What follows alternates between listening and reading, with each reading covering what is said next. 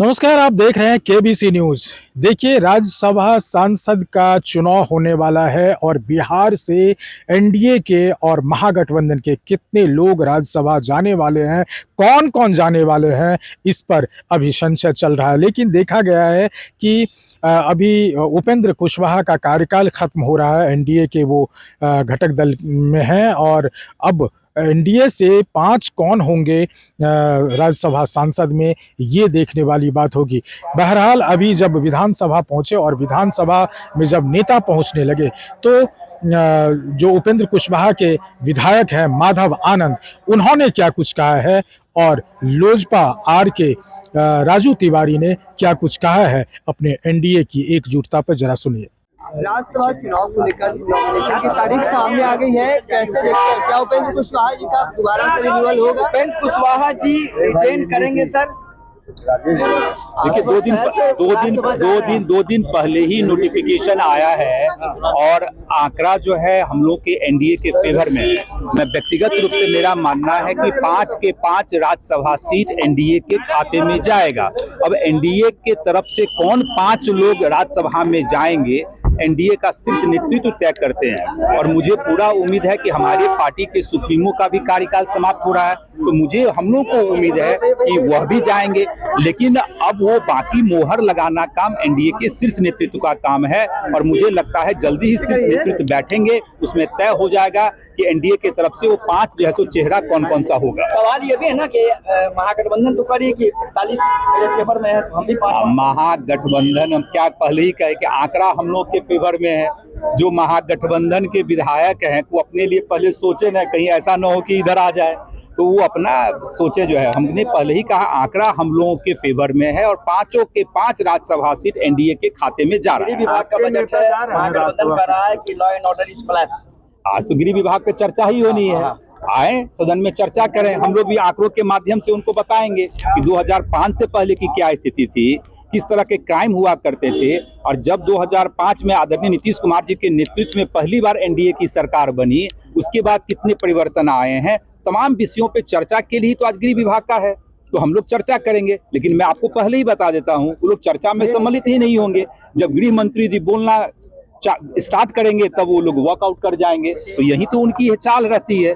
तो जो भी डिस्कशन करना है हम लोग सदन में डिस्कस करेंगे। एक अहम सवाल है कि रूल ये है कि 9 बजे के बाद कोई भी प्रवेश करेगा तो उसे परीक्षा देने नहीं दिया जाएगा। मसूरी में एक लड़की को नहीं देने दिया गया, उसने जाकर सुसाइड कर लिया। क्या लगता है रिलैक्सेशन होना चाहिए? एक बड़ा सवाल है। देखिए, अब नियम तो सबके लिए है, ऐसा तो नहीं है कि नियम एक व्यक्ति को देख के बनाया जाता है। अब नियम है तो सबके लिए है। जहाँ रिलैक्सेशन की बात है, निश्चित रूप से आप लोगों के माध्यम से पता चल रहा है, शिक्षा विभाग इस पे जो है सो देखने का काम करेगी क्या रिलैक्सेशन की किया जा सकता है या नहीं किया जा सकता, लेकिन रूल्स तो सबके लिए है। नियम सबके लिए है, लेकिन जो ट्रैफिक व्यवस्था होती है वीआईपी लोगों के लिए व्यवस्था अलग हो जाती है, लेकिन बच्चे जब एग्जाम देने जाते हैं तो उनके लिए ट्रैफिक का कोई रोड मैप रहता है। कई बच्चे ट्रैफिक, मैंने यही कहा ना कि कोई भी छात्र जो है वंचित ना हो एग्जाम देने में, चाहे ट्रैफिक के कारण हो, उसके लिए सरकार को व्यवस्था करनी चाहिए। लेकिन नियम जो बना है उस नियम के तहत जो ही सबके लिए नियम एक ही जैसा है और कई कारणों से होता है, कई छात्र नहीं पहुंच पाते हैं टाइम पे, बाकी सारे छात्र पहुंच जाते हैं, 2 छात्र नहीं पहुंच पाते हैं, तो वह भी शिक्षा विभाग देखने का काम करेगा कि कैसे इसको सुनिश्चित किया जाए कि ट्रैफिक जाम के कारण जो है लोग का जैसे एग्जाम ना छूटे। शीर्ष नेतृत्व और हमारे नेता आदरणीय चिराग पासवान जी, एनडीए के सभी नेता एक दूसरे के संपर्क में हैं और जब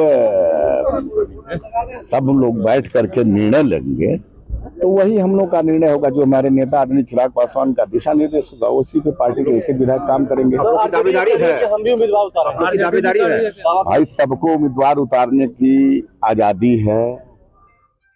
इसमें भी मान लीजिए जिसके पास विधायक होगा वो चुनाव जीतेगा, इसमें क्या कहना है। आपको लगता है राजू तिवारी जी आज तक ये चलन रहा है कि यहाँ पर राज्यसभा का चुनाव नहीं हुआ, लेकिन इस बार आरजेडी उम्मीदवार उतारते तो फिर चुनाव। भाई देखिए, चुनाव नहीं हुआ है, ये मुख्यमंत्री जी चाहते हैं कि किसी तरह से हॉर्स ट्रेडिंग का मामला ना हो, लेकिन जब आपके पास उतना विधायक ही नहीं है तो फिर आप किस परिस्थिति में उतारेंगे, ये तो उनका अपना विषय है ना। हम लोग विधायक की आवश्यकता होगी भाई, तो हमको आवश्यकता होगी, हम अपना होमवर्क कर रहे हैं। अब हमको आवश्यकता, उनको क्या, उनके साथ कोई रहने वाला है? नहीं मतलब आप लोग कह रहे हैं कि जुगाड़ गाड़ी पांचों निकल जाएगा आप लोग लगता है? एकदम निकल जाएगा। तो आपने सुना ये दोनों नेता क्या कुछ कह रहे हैं, और इनको जितना कॉन्फिडेंस है कि एनडीए एकजुट है, और इनका दोनों का मानना है कि एनडीए के सशक्त नेतृत्व जो है वो तय करेगी कि कौन 5 हमारे सांसद होंगे राज्यसभा में, और राज्यसभा की जो वोटिंग होगी उसमें ये भी कमेंट करते हुए, कटाक्ष करते हुए विपक्ष पर इन दोनों नेता ने कहा कि विपक्ष पहले अपने अंदर झांक के देखे। लेकिन अब इसमें ये देखना होगा कि उपेंद्र कुशवाहा का कार्यकाल खत्म हो रहा है, क्या उपेंद्र कुशवाहा को दोबारा राज्यसभा सांसद मिलेगा अथवा नहीं। Amlesh Anand, KBC news, Patna. Real diamond सच्चा गहना, बनेगी दुल्हन मेरी बहना। कल्याण ज्वेलर्स लेकर आया। पहने मम्मी पहने बहना, गोल्ड हो या डायमंड, वेडिंग कलेक्शन हो या पार्टी कलेक्शन, कल्याण ज्वेलर्स जैसा कोई नहीं। डिजाइनों का जबरदस्त कलेक्शन। कल्याण ज्वेलर्स शोरूम मिर्चाई बाड़ी कटिहार। अब वसूल होगा आपका पूरा पैसा। नहीं है कोई कल्याण ज्वेलर्स जैसा।